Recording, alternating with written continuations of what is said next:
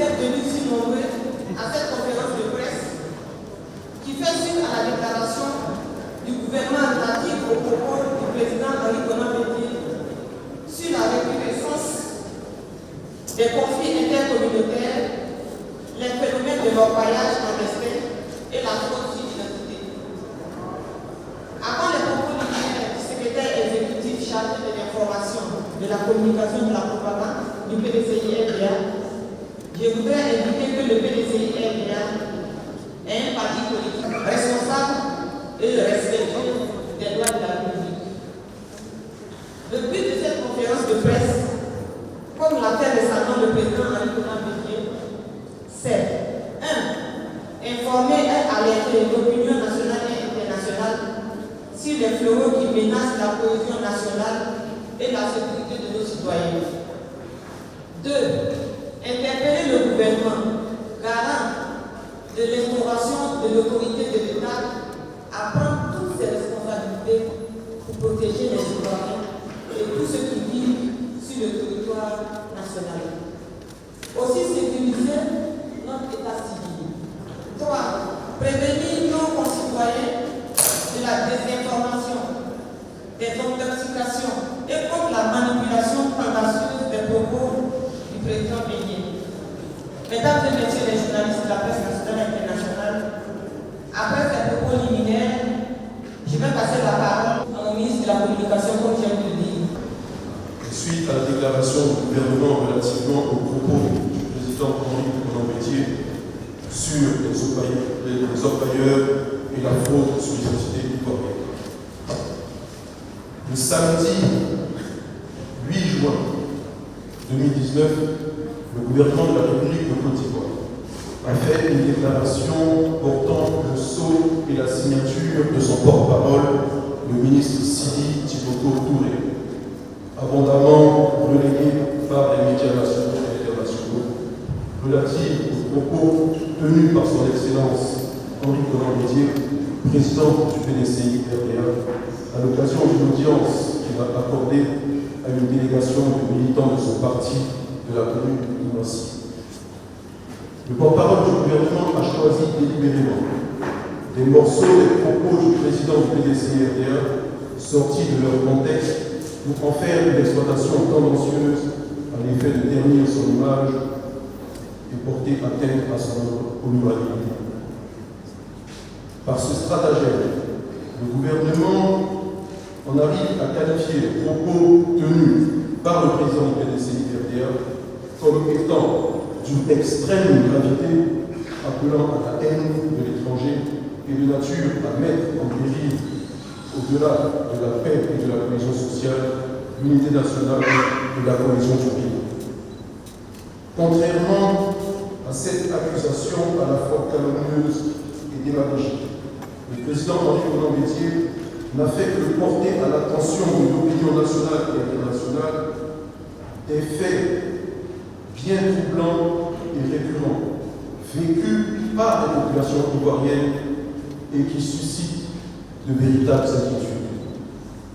Ces faits régulièrement révélés par la presse nationale, internationale et publiquement reconnus par certains membres du gouvernement sont relatifs notamment aux conflits intercommunautaires récurrents, à ce qui concerne l'orpaillage clandestin et à la fraude sur l'identité ivoirienne.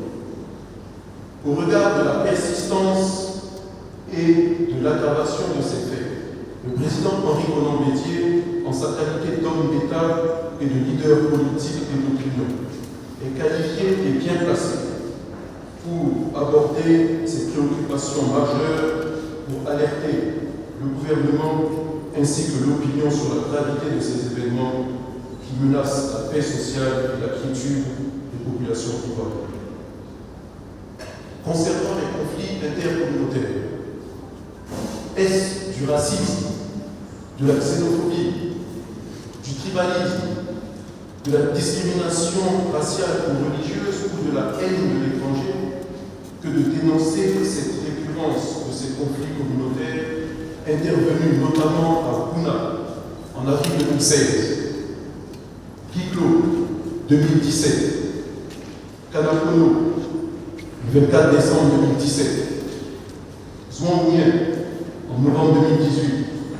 Bangolo, le 24 juin 2018. Fakobli, en juillet 2018. Issia, en octobre 2018, avec la sortie punitive des dozos contre les populations autochtones. Djuekwe, en novembre 2018. Benouin, en avril 2019. Marabadiassa, en février 2019. Béouni et Aberou, en mai 2019. Assurément que non. En ce qui concerne l'orpaillage clandestin, est-ce du racisme, de la xénophobie, du tribalisme, de la discrimination raciale ou religieuse, de la haine de l'étranger, que de regarder comme troublant ce phénomène qui est une réalité, principalement le fait que non-nationaux armés et domiciliés à la lisière de nombreux de nos villages quotidiens. Ces sites d'orpaillage clandestins utilisent de nombreux enfants et sont source d'insécurité et de conflits répétés.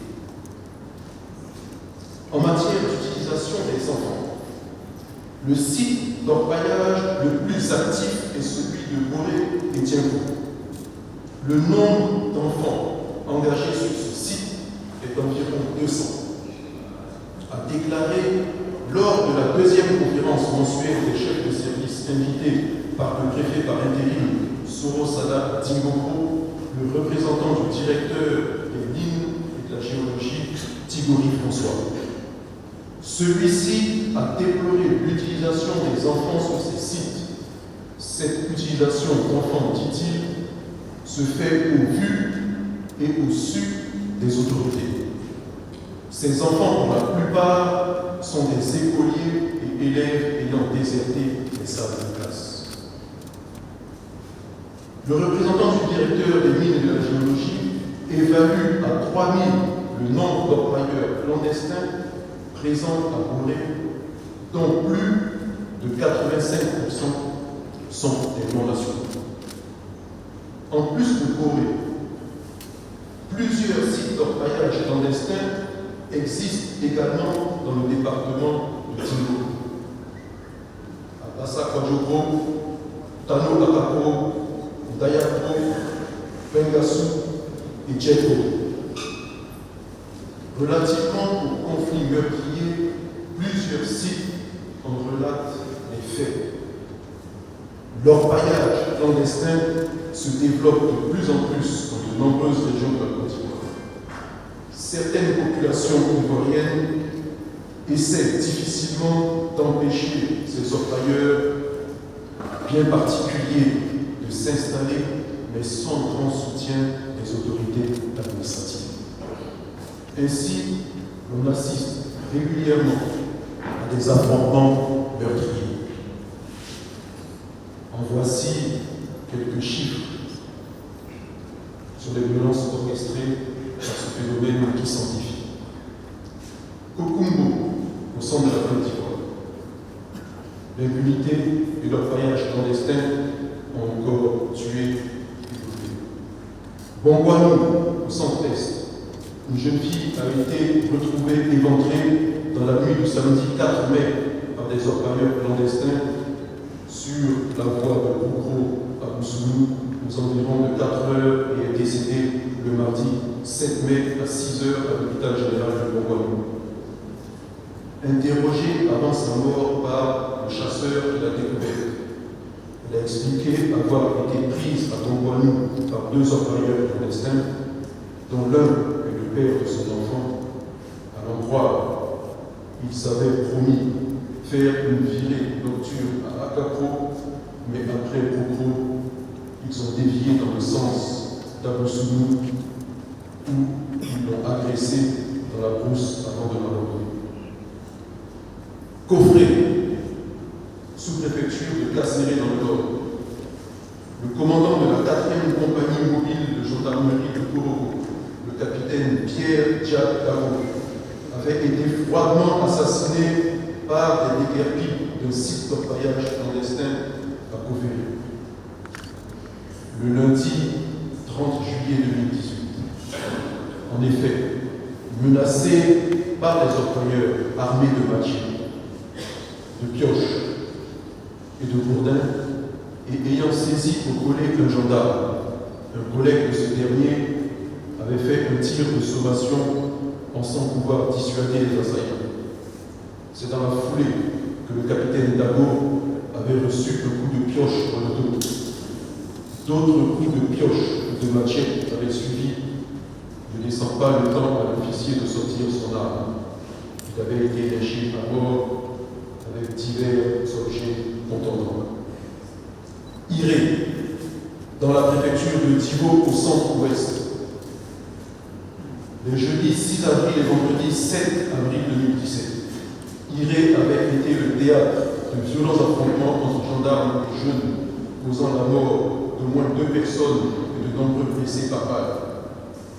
Et pour cause, les jeunes, pour la plupart des exploitants clandestins, d'or accusaient les gendarmes d'être à la base de la mort d'un des leurs.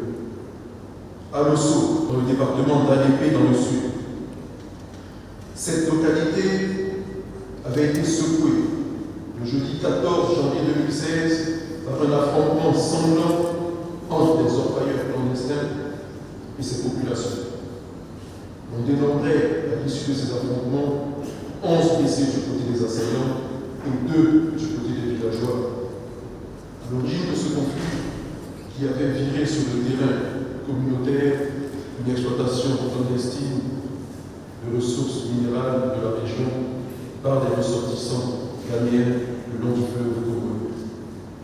En Govia, dans le centre-ouest, les affrontements sanglants ont lieu en juillet 2014. Se sont à nouveau répétés en mars 2015.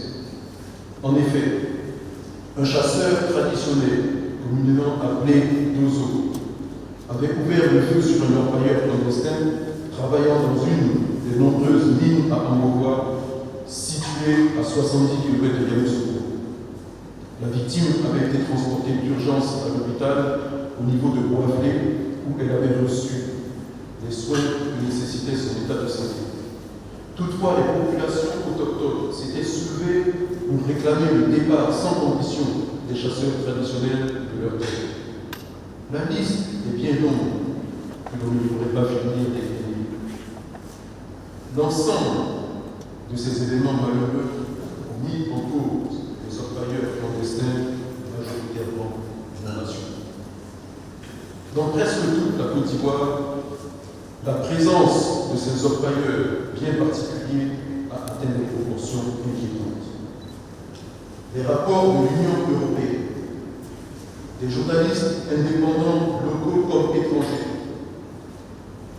et autres donneurs d'alerte viennent, quand ils croisent avec la réalité vécue par les populations locales qui permettent de relever le laxisme complice et approbateur des autorités du pays, accroître davantage le trouble dans notre entendement.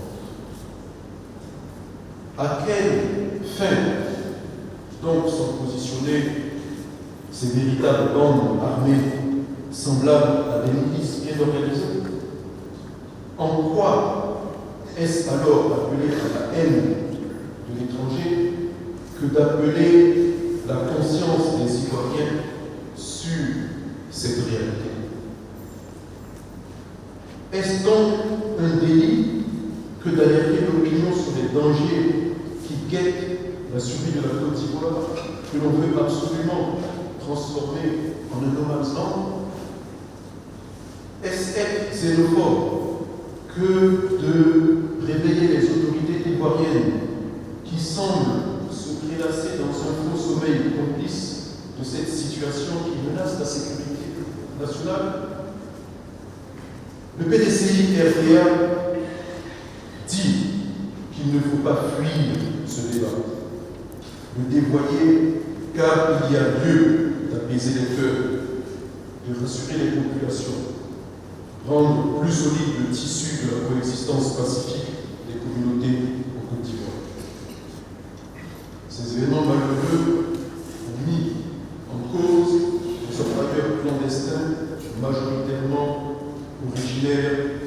voisins. En ce qui concerne la fraude sur l'identité, est-ce du racisme, de la xénophobie, du tribalisme, de la discrimination raciale ou religieuse ou de la haine de l'étranger que de dénoncer la réalité de la fraude sur l'identité ivoirienne? Lorsque l'ambassade d'Italie au Côte d'Ivoire a révélé l'arrivée clandestine de 13 000 immigrés ivoiriens sur les côtes italiennes au cours de la période du 1er au 31 décembre 2016, le ministre Koné Bruno, porte-parole alors du gouvernement, n'a pas démenti cette information. Il a plutôt affirmé le mercredi 12 avril 2017 qu'après des enquêtes et investigations menées par le gouvernement ivoirien, il a été établi que seuls 2000 immigrés ont formellement été identifiés comme étant réellement des Ivoiriens sur les 13 000 présumés Ivoiriens. Est-ce de la xénophobie ou de la haine de l'étranger de déduire que les 11 000 autres immigrés, initialement identifiés et présentés comme étant des Ivoiriens du fait des actes qu'ils détenaient, ont acquis frauduleusement la nationalité ivoirienne?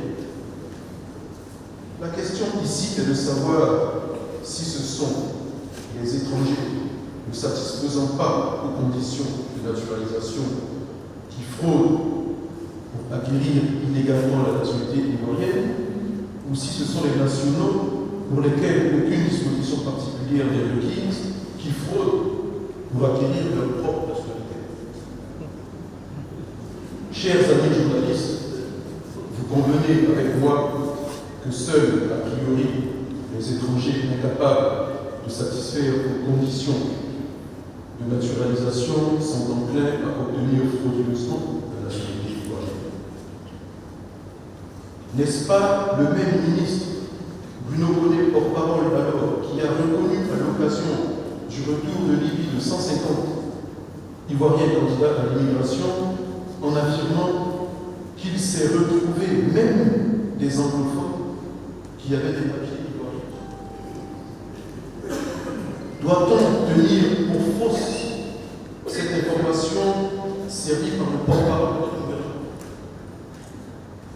Par ailleurs, n'est-ce pas troublant, malgré toutes les tentatives vaines de justification ultérieure, qu'un véhicule de transport béninois STC venant de Cotonou, du Bénin, via le Ghana, transportant 280 000 imprimés d'attestation d'identité de l'Office national d'identification, contrefait, a été intercepté par la douane ivoirienne le samedi 25 mai 2019 à Lomé, frontière terrestre de la Côte d'Ivoire avec le Ghana, et qui était convoyé pour alimenter assurément les laboratoires de production de faux disséminés dans des localités ciblées du pays. De ceux qui précèdent le PDCI RDA s'étonnent et s'indignent du mauvais procès qui est fait au président Henri Contremoutier. Le PDCI RDA voudrait une fois encore inviter le gouvernement ivoirien à faire sien les faits ci-dessus, révélés publiquement et solennellement par le président Henri Contremoutier. Le PDCI RDA note que pour sauvegarder l'état de droit en Côte d'Ivoire, le gouvernement de Côte d'Ivoire doit se sentir interpellé après l'adresse du président Henri Contremoutier et mener les investigations en vue d'apporter de véritables et rassurantes solutions aux préoccupations des Ivoiriens, des Ivoiriennes et de tous les habitants de la Côte d'Ivoire. Le PDCI RDA voudrait porter à la connaissance de l'opinion nationale et internationale que le président Henri Contremoutier demeure profondément attaché à la préservation de la paix, à la sauvegarde de la cohésion sociale et à la défense de l'unité nationale. habité par ses valeurs à lui, inculquées par Félix Houphouët-Boigny, dont il a la lourde charge de protéger, en sa qualité de protecteur du prix Félix Houphouët-Boigny pour la recherche de la paix. Le président Henri Konan Bédié ne peut garder le silence devant les graves dérives observées dans la gestion des affaires publiques, notamment dans les domaines des libertés publiques et de la protection sécuritaire des personnes et des biens du quotidien. C'est ainsi que, suite aux propos inqualifiables tenus dans un lieu de prière le 31 mai 2019 par la députée du RHDP, Mariam Traoré, demandant aux imams de les aider pour que le pouvoir d'État n'échoue pas dans les mains des impurs. Le président Henri Konan Bédié n'a pas manqué d'interpeller le COSIM par courrier sur la gravité de ses propos qui menacent la laïcité de l'État, l'équilibre de la nation et l'État de droit.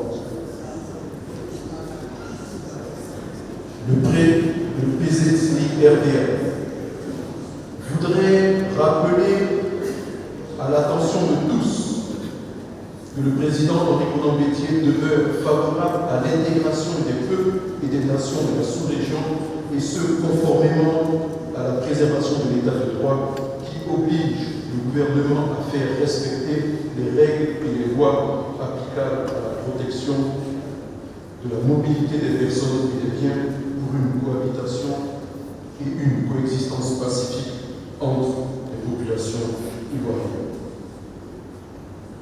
Telle est la conception républicaine du président Henri Konan Bédié pour une intégration réussie et une vie harmonieuse des peuples résidant en Côte d'Ivoire.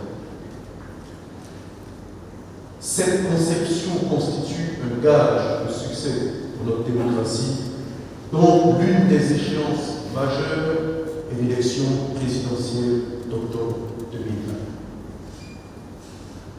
Chers amis journalistes, vous convenez avec moi que les faits dénoncés par les soins du président Henri Konan Bédié pourraient constituer un frein à la libre expression des citoyens lors de cette élection.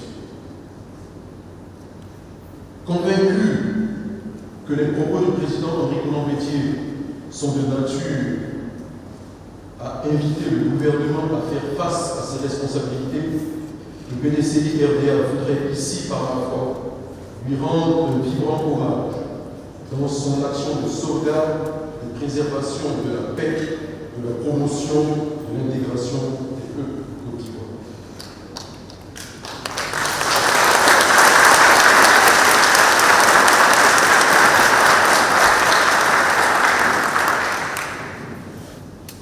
Les archives de la République ivoirienne contiennent des preuves de son engagement en faveur de l'intégration de milliers de frères burkinabés naturalisés.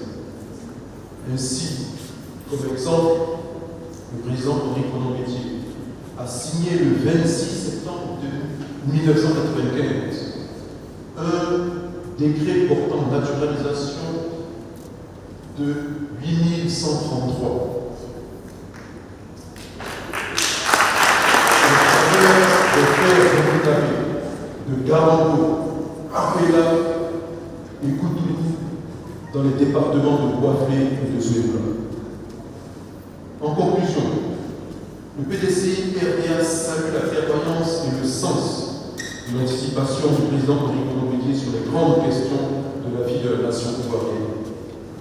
Le PDCI-RDA remercie vivement tous les partis politiques et l'ensemble des forces vives de la nation qui n'ont pas hésité à exprimer clairement leur soutien au président, aux propos du président Henri Konan Bédié. Un tel soutien est la preuve que ces faits sont des réalités connues des Ivoiriens. Ils sont récurrents et d'une extrême gravité. C'est pourquoi les propos du président Henri Konan Bédié ont inspiré dans l'opinion des Ivoiriens un même sentiment communément et largement partagée. Malheureusement, le gouvernement ivoirien se refuse à comprendre et à appréhender la juste mesure des propos du président Henri Konan Bédié.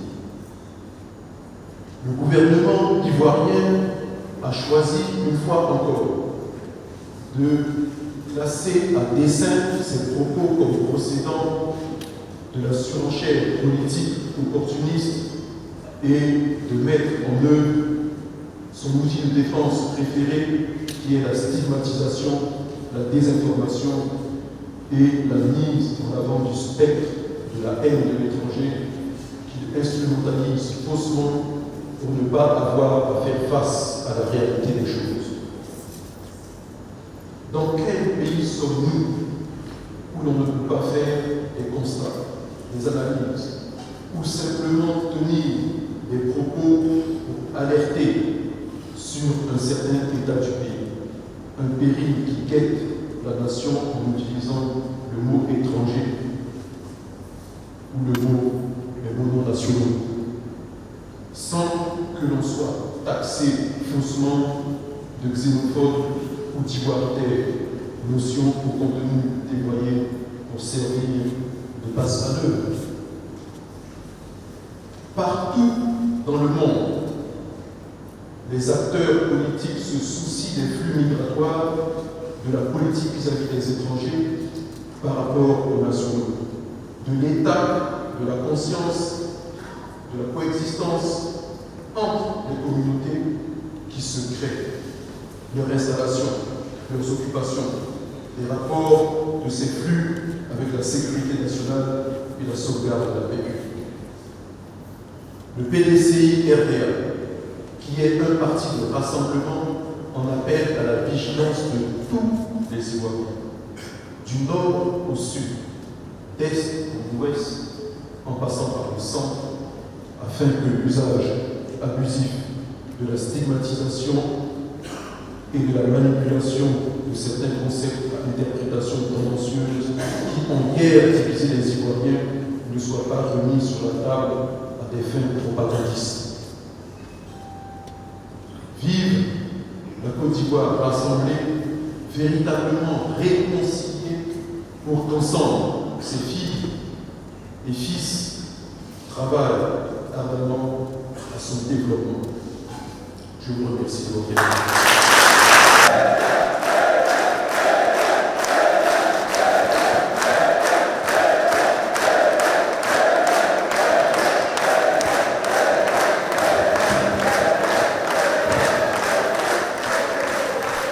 La situation de conflit intercommunautaire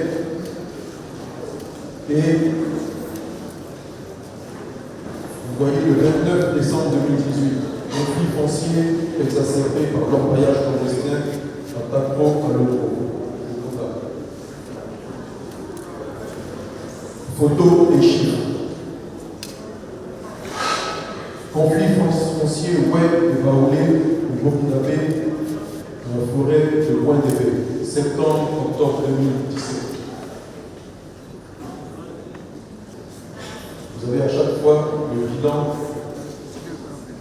avec le nombre de victimes et les dégâts. À Zouan, Oulien et Djouéboué.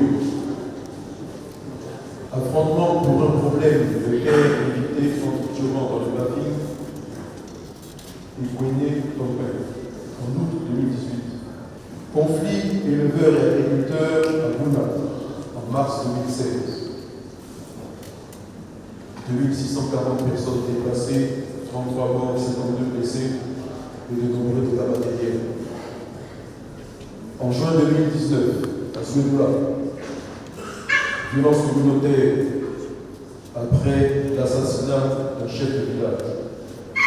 Plusieurs habitations saccagées ainsi que la préfecture de la ville. En avril 2019, à Ben-Oumé, conflit communautaire. Plusieurs blessés et de nombreux dégâts matériels. En mai 2019, Affrontement entre communautés Baoulé et Malinké à Béou. 14 morts. Des centaines de blessés, de dégâts matériels, plusieurs forces de l'ordre blessées. Leur paillage clandestin. Envoie-nous de Jésus de éventrer. Coffré sous préfecture de Casséré. Un gendarme assassiné par des orpailleurs armés. La préfecture de Divo. Violents affrontements entre gendarmes et exploitants clandestins d'or. À Lesso, département d'Alépé. Affrontement sanglant.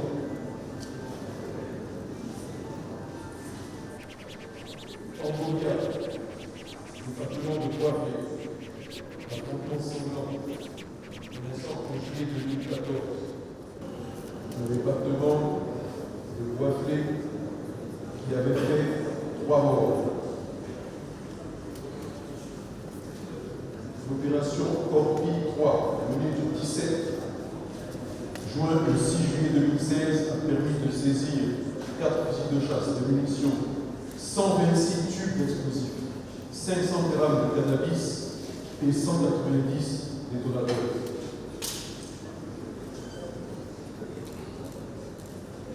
Document de la presse internationale sur leur paillage clandestin.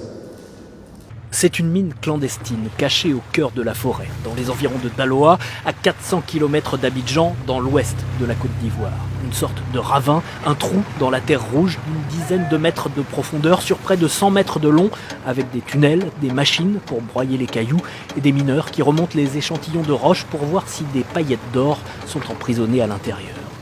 On est assis au bord d'un trou, devant une petite bassine d'eau, et on est en train de rincer la poudre de roche qui est pilée juste à côté de nous. On pile ça ici. Ça c'est les paillettes, ça c'est l'or. Ouais, vous voyez que ça brille ici. Sur une journée, on peut sortir combien Ça comme ça, là, tu peux gagner au moins 20 000 francs ou bien 10 000 francs. 10 000 francs CFA, ça représente une quinzaine d'euros, une somme dérisoire au regard des bénéfices générés par la mine. 500 personnes travaillent sur place et sortent de la terre près de 40 kilos d'or chaque mois, soit 1 200 000 euros. L'argent est redistribué en pots de vin aux fonctionnaires locaux, mais profite surtout à un ancien rebelle qui se fait appeler Watao. Ce système de corruption mis en place dans d'autres mines clandestines de la région a été dénoncé au printemps dernier dans un rapport de l'ONU. Les activités d'orpaillage illégal à Daloa permettent à l'ancien commandant de la zone, Isiaka Ouattara, dit Watao, de maintenir une force armée de 500 hommes sous son commandement exclusif.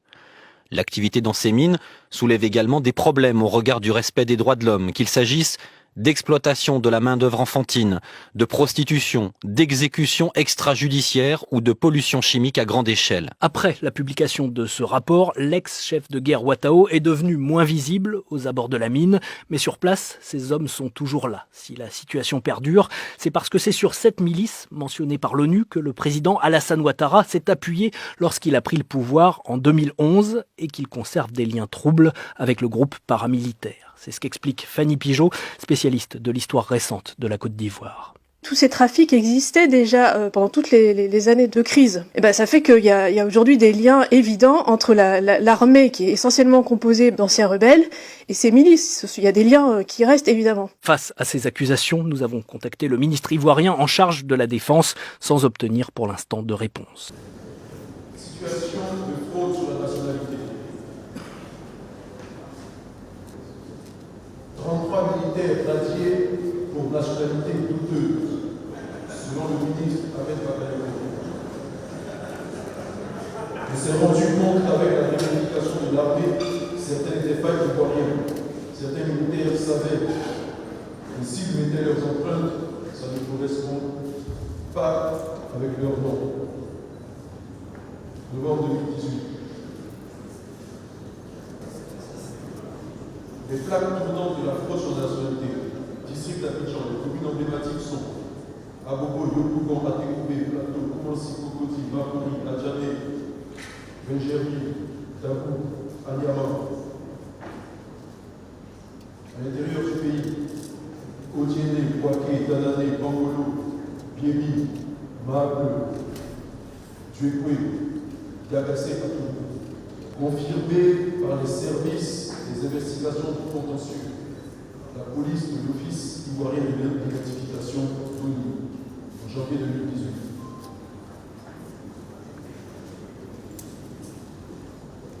Une enquête publiée par le journal d'investigation Les Moutons Déchaînés en décembre 2017 révèle des fraudes massives sur les cartes nationales d'identité pour une somme de 20 000 francs. 1000 fausses CNI sont produites par jour à Niger. Saisi en mai 2019 par les agents de police et des douanes du poste frontalier de Noé de près de 280 000 formulaires vierges d'attestation d'identité de l'Office national d'identification sont autant de faits qui inquiètent et le président est en droit de s'interroger sur le but de tous ces trafics. Voilà, mesdames et messieurs les journalistes, chers amis de la presse, la situation sur les conflits intercommunautaires, la situation dans l'orpaillage et la fraude judiciaire. Donc je suis maintenant ouvert à vos questions. Le PDCI ne fuit aucun débat. Et les problèmes de la société ivoirienne doivent être débattus sans faire l'autruche ou sans qu'on pouvait sur d'autres terrains en cachant les réalités sociales vécues par les Ivoiriens pour lui apporter des réponses qui vont sur d'autres terrains. Merci. La vidéo qui a été montrée tout à l'heure, je vois que l'autorité qui représentait le ministère de la Défense, c'est le ministre Paul Foufi. Il était le ministre délégué de la Défense. Aujourd'hui, ça date quand même. Pourquoi avoir attendu ce temps aujourd'hui pour que le PCI dénonce ces faits? Pourquoi est-ce que le PCI a attendu jusqu'à aujourd'hui pour nous montrer cette vidéo? Je suis le jeune dans sa déclaration, le ministre de présentait le code pénal, connaissait le code pénal sur les propos. Est-ce que le président a peur d'une voie d'arrestation du président de l'Union?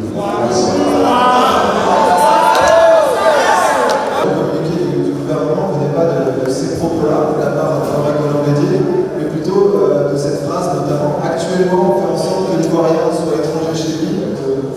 Dans cette salle, tout le monde connaît mieux l'histoire de la Côte d'Ivoire. On est dans un contexte très électoral, de plus en plus de tensions communautaires. Est-ce qu'une telle phrase, j'ai vu la vidéo de cette phrase, est-ce qu'une telle phrase n'est pas apte à attiser les tensions dans un contexte actuel?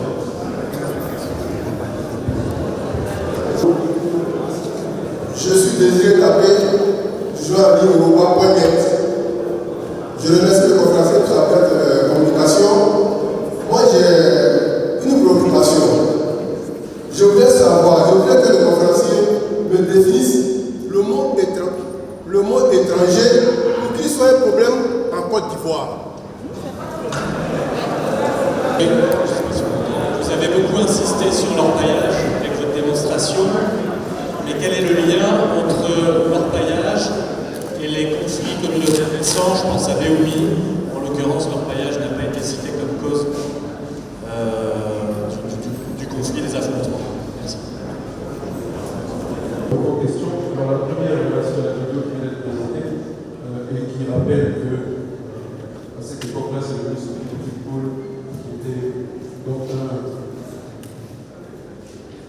militant du PDCI, qui était ministre. Pourquoi cette époque-là était tombée au sol? En fait, c'est une vieille vidéo, on l'a montré simplement pour illustrer. Mais c'est une vidéo qui est passée sur une chaîne qui est représentée par le journaliste ici. Donc, elle circule d'ailleurs sur les réseaux sociaux. Donc, elle ne fait que étayer le propos pour dire que ce n'est pas un phénomène nouveau. Et je voudrais préciser que la réaction du PDCI ne date pas d'aujourd'hui. Lors de la participation au gouvernement, le problème était évoqué. Donc ce n'est pas nouveau du tout. Vous vous souvenez tous de l'histoire du Mont Féco et de Amédée Oumemi. C'était le ministre Alain Bajoreni à l'époque qui avait parlé de cette situation en premier. Parce qu'il y avait des questions environnementales d'abord et d'autres ont relayé et dit qu'il y a la question de l'orpaillage de vie dans d'autres régions. Donc ce n'est pas nouveau du tout.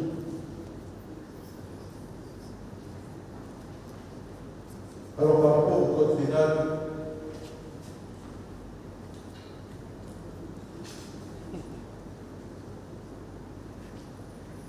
je ne vois pas où est le crime. Quand on parle d'un problème, ou alors que l'on désigne un individu comme étant un étranger, si cet individu est étranger, je ne vois pas où est le crime. Donc si on n'a plus le droit de désigner un étranger,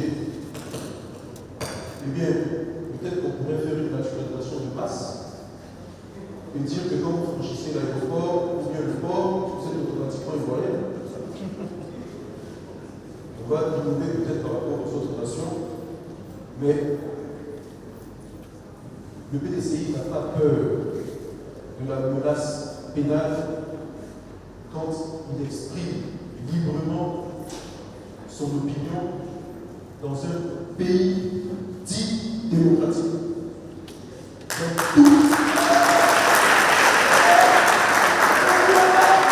Dans toutes les nations démocratiques du monde, la question de l'immigration est sur la table de tous les gouvernements. On en parle sans que ce soit un sujet qui élève les passions. Et tous les pays du monde ont une politique migratoire. Si l'Italie se plaint aujourd'hui, c'est parce qu'elle reçoit trop d'immigrés. Mais ils ne sont pas xénophobes pour autant. Donc ce n'est pas la peine de vous transposer sur d'autres questions. Les Ivoiriens attendent des réponses à l'augmentation du prix de la viande. Les Ivoiriens attendent des réponses au manque d'assainissement des villes. Les Ivoiriens attendent des réponses aux questions qui concernent l'école. Les Ivoiriens attendent des réponses aux questions sécuritaires concernant les microbes. Les Ivoiriens attendent des réponses à la cherté de la santé dite gratuite. Les Ivoiriens attendent des réponses à l'état des routes que nous pratiquons. Les Ivoiriens attendent de nombreuses réponses qui ne viennent pas et on veut les amener sur un sujet pour les détourner de leurs préoccupations. Mais leurs préoccupations et leurs souffrances demeurent. Apporter des réponses concrètes. Et on ne va pas brandir le code pénal parce que vous ne faites pas bien votre travail.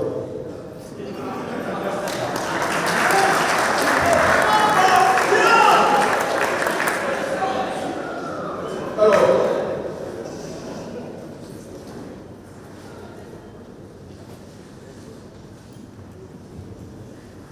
France 24 dit que la réaction du gouvernement est plutôt parce que le président Henri Conan Bédié a dit que l'Ivoirien se sent étranger chez lui.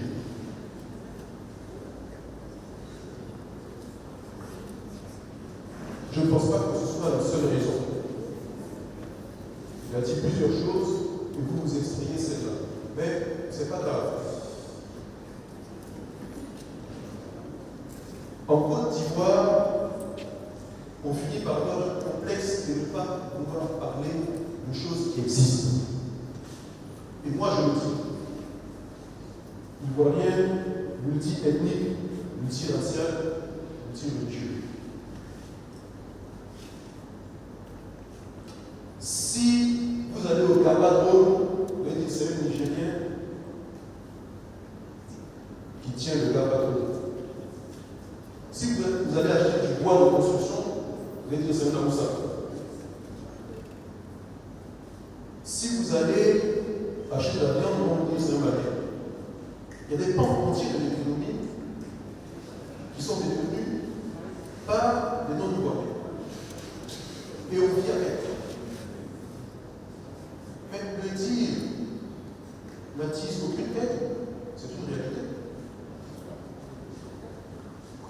En France, les bureaux de tabac sont aujourd'hui tenus par les Chinois. Et les Français le disent.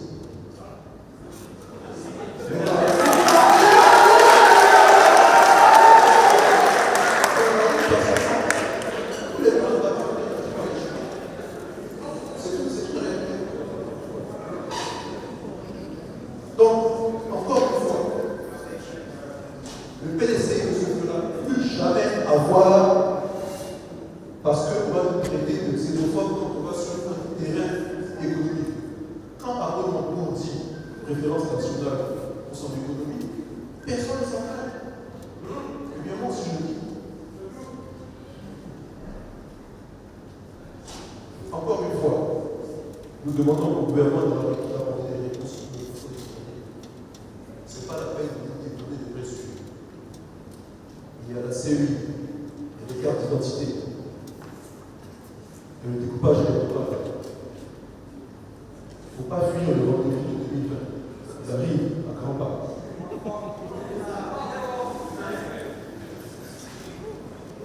Mais la peur de la défaite commence déjà à les ébranler.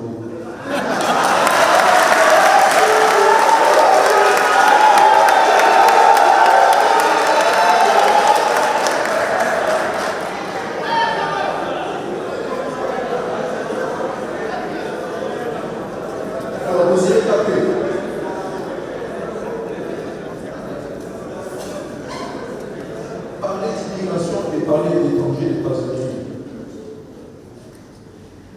Tout le monde en parle. Donc nous allons continuer d'en parler sans aucun rejet de l'étranger. Tout le monde sait que la population ivoirienne est composée de nombreux étrangers, mais qu'il y a beaucoup de métissage en Côte d'Ivoire, visible.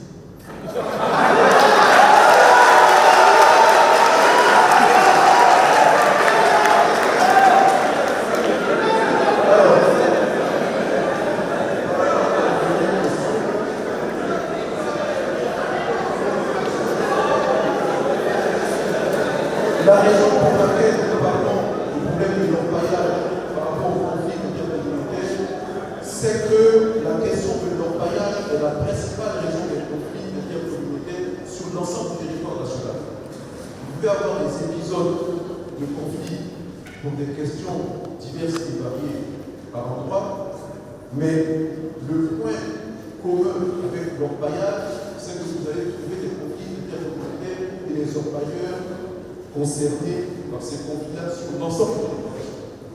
Donc c'est aujourd'hui la principale raison. Donc voilà pourquoi on parle, et ce sont des personnes armées. Et on parle d'un mariage clandestin, sans autorisation, avec des personnes qui viennent de l'extérieur. C'est une réalité. Donc, le dire n'est pas mal.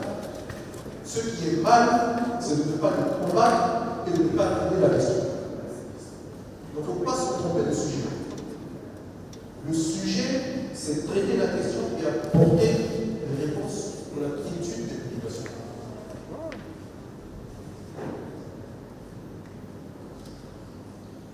Merci. Sylvain de Boigny, connexion ivoirienne Internet. Par ici. Merci, monsieur le comme depuis quelques jours déjà, le débat est venu public. Il est sur la droite, abordé par tout le monde. Chacun sur sa sensibilité. Monsieur le ministre, bien que certains évoquent des questions d'immigration code-droit, notamment des tests sur la CDAO, et ils disent même que si le PDCI dénonce ce que le président Bégué a dit, moi ce que le président Bégué a dit, si cela est vrai, il va plus loin pour dénoncer les accords d'établissement tels que définis par la CDAO. Quelle est votre position là-dessus? Donc je dis que le débat est public, le débat est déjà sur la droite. Et parmi les intervenants, il y en a qui disent que le président Bégué va aller plus loin en dénonçant les accords de la CDAO qui permettent aux non-nationalistes, aux pays, aux voisins de la Côte d'Ivoire, comme vous l'avez dit tout à l'heure, de venir s'établir en Côte d'Ivoire et pas où ils veulent. Deuxième préoccupation, dans le rapport que vous avez présenté, vous avez cité le confrère des femmes de Chine. En ce qui concerne la France sur la nationalité. Monsieur le ministre, il y a que les publications de ce journal a réagi sur les réseaux sociaux. Dans le texte, lui, il dit que c'est parce que la substance est que le président Bégué n'est pas aujourd'hui, ne partage pas aujourd'hui la vision de la CEDEAO, qu'il met en avant ses critiques. Sinon, il dit donc il était avec le système, il n'avait pas dénoncé. Quelle est votre position là-dessus? Merci. Je voudrais revenir un petit peu sur ce que vous avez dit sur la relation. Vous m'entendez? Oui, on fait remercier la couleur.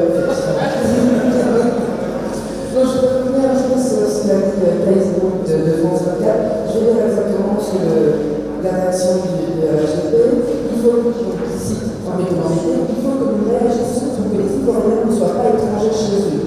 C'est car actuellement, nous devons faire en sorte que les Ivoiriens soient étrangers chez lui. Mais les Ivoiriens n'accepteront pas cela. Il faut simplement que nous soyons conscients qu'à le moment venu, nous agirons pour empêcher ce leader sur la Côte d'Ivoire. Est-ce que vous pensez que ce soit un propos apaisant et qui favorise la cohésion sociale? Monsieur le ministre,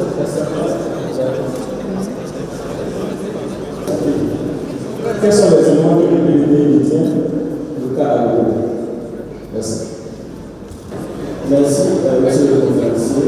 Je suis Gilles Bâtiment de au regard des images que vous avez présentées là, des conflits intercommunautaires, vous dites de la démonstration nationale engagée depuis 2011. Merci. Bonsoir, monsieur le ministre. Je suis Albert Zaté-Plus. Des conflits intercommunautaires. Que pouvez-vous dire de la réconciliation nationale engagée depuis 2011 en Côte d'Ivoire? Merci.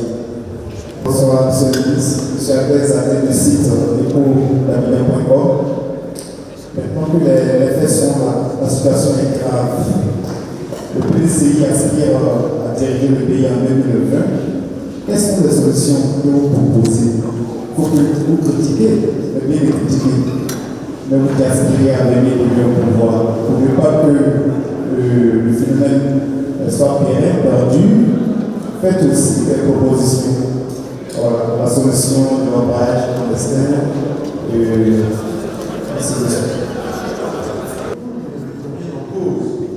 On parle de respect de l'état de droit. C'est de cela qu'il s'agit. Il ne s'agit pas de dénoncer la CEDEAO ou l'UEMOA. Nous acceptons la libre circulation des personnes et des biens. Nous voulons l'intégration économique, mais dans le respect des textes de loi. Alors,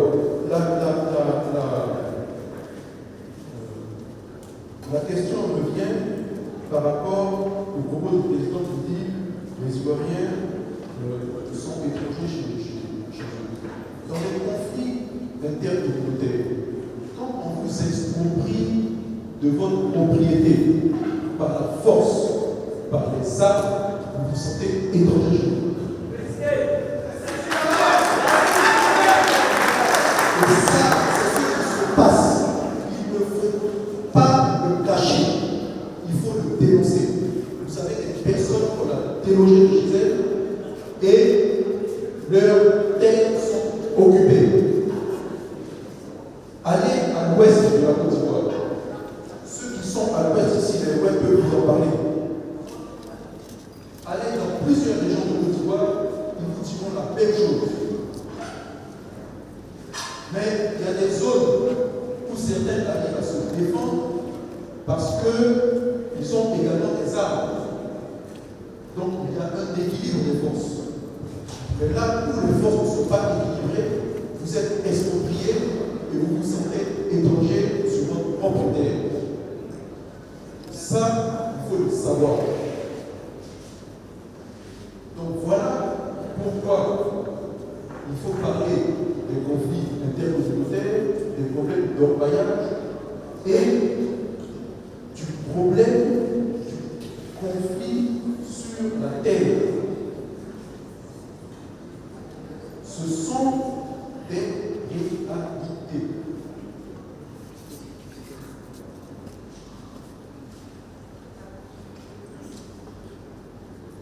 Alors, par rapport à l'éléphant déchaîné, je dis pourquoi c'est maintenant qu'on en parle. D'abord, ce n'est pas maintenant seulement qu'on en parle. Et puis, on peut en parler demain, après-demain et avant-hier. Tant que le problème n'est pas réglé, on va en parler. Donc on n'enterre pas un sujet, on ne vote pas, on touche un problème, il reviendra forcément. Comme au football, du côté, on touche, la balle revient et on joue. Donc le problème n'est pas évalué. Il est normal qu'on en parle.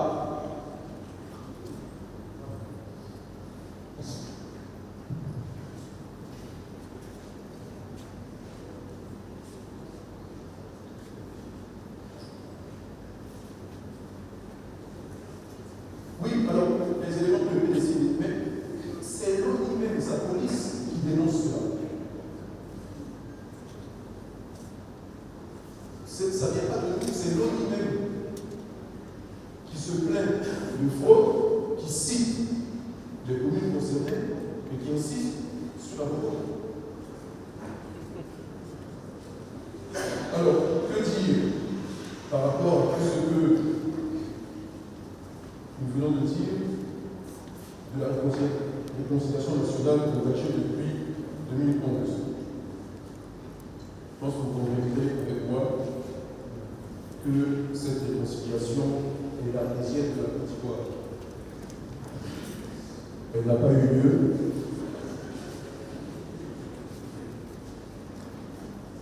Et c'est un véritable processus qu'il faut engager. Vous parlez des solutions du PDCI. Ce n'est pas aujourd'hui que nous allons exposer notre programme de société.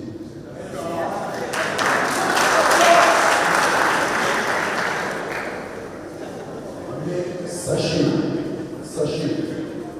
que la cohésion sociale, la paix, la réconciliation vraie sont la pierre angulaire du programme du PDCI. Aucun Ivoirien ne doit se sentir exclu du progrès social, du développement et des questions de la société ivoirienne. Aucun étranger vivant en Côte d'Ivoire ne doit se sentir exclu de la vie en commun en Côte d'Ivoire. Nous connaissons bien, sinon mieux que quiconque, ces questions-là et le pays. Et si le président Félix Houphouët-Boigny commençait par dire que le préalable, que la paix est le préalable à tout développement, c'est le fondement même de notre parti, de notre société. Et n'oubliez pas qu'il prenait une dialogue.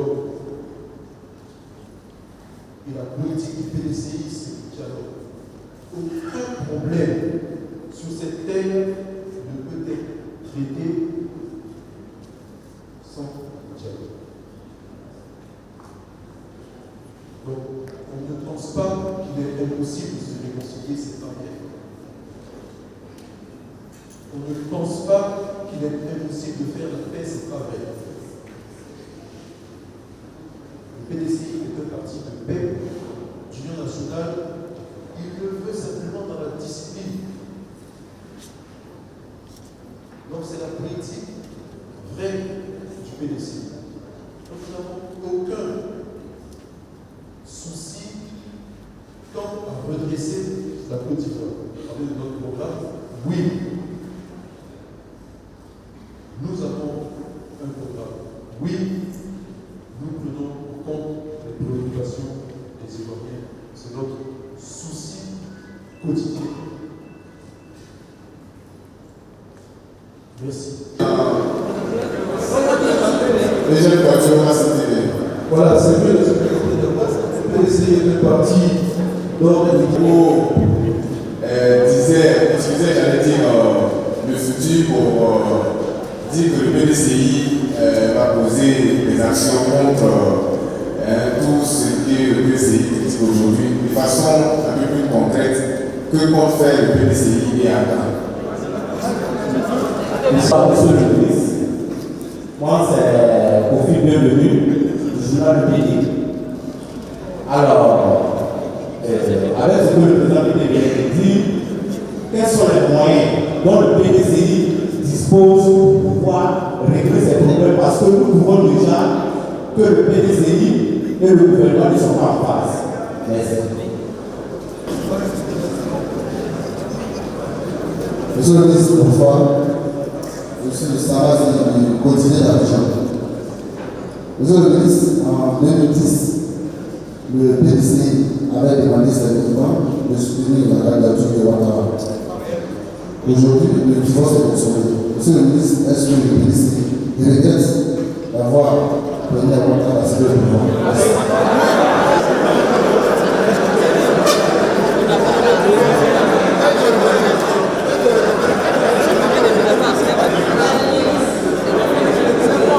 Il n'y a plus de question.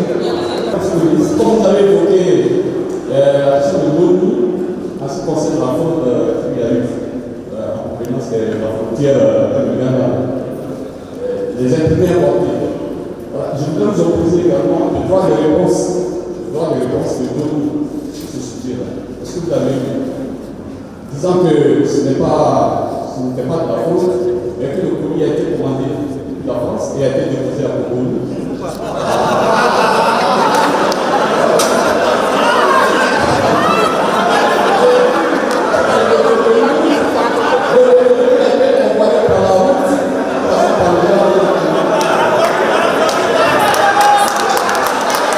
Le PDCI ne regrette rien. Nous ne vivons pas dans le regret. Nous avons fait un choix politique d'un moment de l'histoire de la Côte d'Ivoire et nos routes se sont séparées en 2018. Donc, nous sommes orientés sur 2020. Ce qui s'est passé, on ne peut pas l'effacer. Nous ne regrettons rien.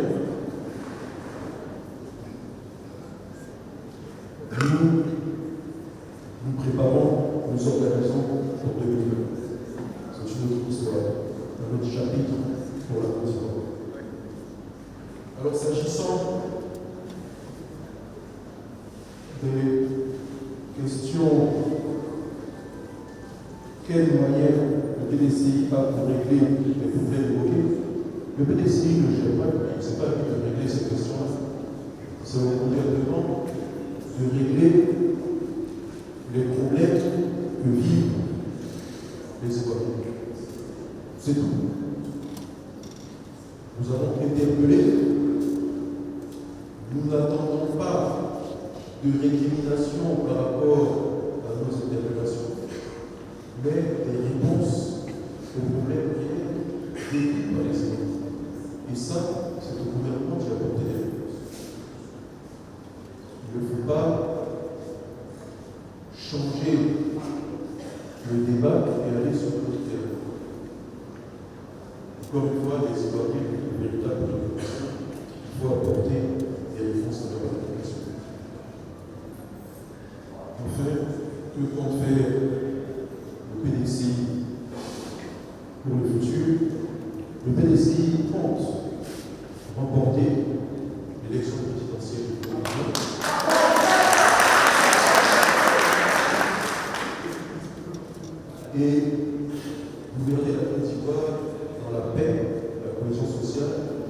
la justice, l'équité sociale, la justice sociale et fiscale, une croissance mieux distribuée et prendre en compte l'ensemble des Ivoiriens sans discrimination, sans rattrapage.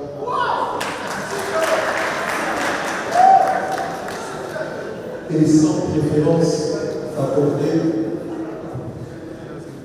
à des personnes particulières, mais avec le seul souci de la défense de l'intérêt général et de s'occuper du plus grand nombre. Je vous remercie. C'est un témoignage. Je suis une peu vivante. Je suis métisse. Mon père est burkinabé.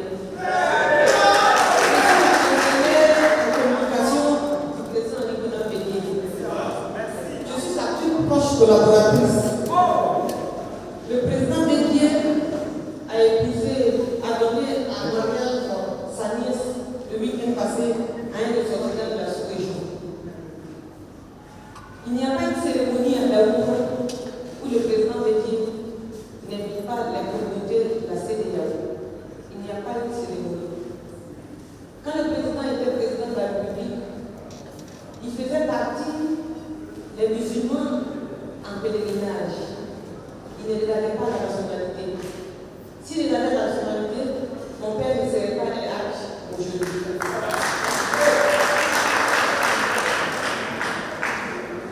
Le président Bédié est comme un grand chef de village.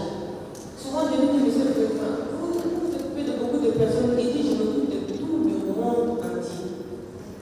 Chacun vient chez le président Bédié pour expliquer ses problèmes. Les communautés viennent chez le président Bédié pour expliquer les problèmes. Quand ils n'arrivent pas à régler avec le préfet, que ce soit les Anangos, les Togolais, les Burkinabés, les Maliens, les Guinéens, et j'en passe, viennent régler les problèmes chez le président Bédié. Comment peut-on dire qu'un homme qui a géré le pays, qui écoute, qui ne ferme pas sa porte, puisse fermer les yeux sur le cri de cœur de ces personnes qui viennent le voir pour expliquer les problèmes? Le contexte où le président Bédié a parlé, il a reçu des personnes qui sont venues dire, monsieur le président, aidez-nous, ça ne va pas. On ne peut pas dire que le président Henri Bédié est raciste. S'il était raciste, moi qui vous parle, je ne peux pas être sa plus proche collaboratrice. On ne peut pas dire qu'Henri Bédié est xénophobe. S'il était, je ne pense pas qu'il allait donner dans sa famille, il y a un métissage qu'on ne peut pas vous expliquer. Les Chinois, les Espagnols, la communauté de la sous-région fait partie de sa famille. Henri Bédié n'est pas raciste. Henri Bédié n'est pas xénophobe. Le débat ailleurs. Nous n'allons pas tomber dans le piège du débat passé qui a fait tomber le président Bédié en 1999.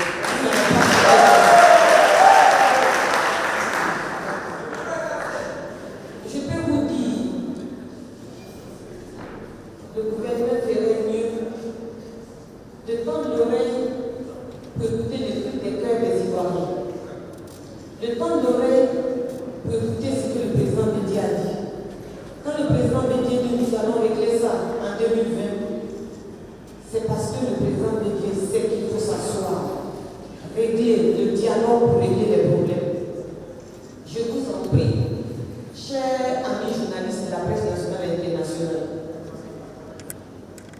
le débat où le gouvernement veut nous amener, le PDC ne tombera pas dans ce débat. Nous avons un objectif, c'est de réconcilier les Ivoiriens, prendre le pouvoir en 2020 pour le bien-être de chaque personne qui vit en Côte d'Ivoire. Je m'appelle Zongo Diédébou. Vous comprenez bien, je m'appelle Zongo Diédébou. Même si ma mère est ivoirienne, je m'appelle Zongo Diédébou. On ne peut pas dire à ce monsieur-là qu'il est raciste. Je passe la parole au conférencier. Merci. De la presse, là, monsieur le vice-président, chers militants et militantes du PDCI derrière, je ne reste plus qu'à vous remercier de votre présence en ce midi férié. et pour assurer, quant à la volonté du PDCI, de construire la paix, la cohésion sociale et la réconciliation retrouvée de toutes les filles et de tous les fils de Côte d'Ivoire. Il n'y a pas d'inquiétude à avoir de notre côté.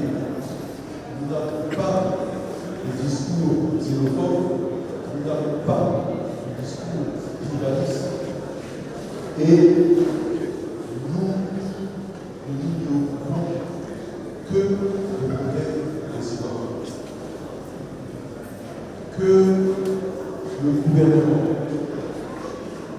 apporte de véritables solutions aux préoccupations des citoyens. Le reste est sur la table. Il y a des sujets sérieux à traiter